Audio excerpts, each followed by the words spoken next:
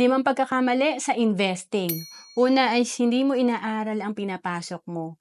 Importante talaga malaman natin kung paano nga ba kumikita yung pera natin. And then pangalawa, short term ang mindset mo.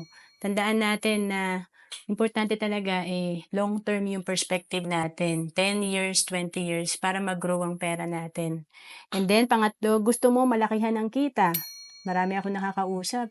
Hindi pa nga nag-i-invest, gusto agad i-withdraw na yung pera nila at gusto malaki. And pang-apat, inutang mo lang ang pang-invest mo.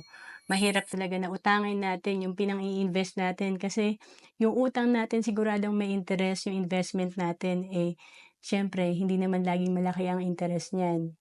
And panglima, gusto mo wala kang gagawin. So gusto natin wala tayong gagawin at kung mag-i-investment tayo maliit lang pero gusto natin malaki yung kinikita. And dapat talaga magsimula tayo sa financial literacy. To know more about savings and investment, message mo na ako sa FB. Ako Ancelis Capistrano.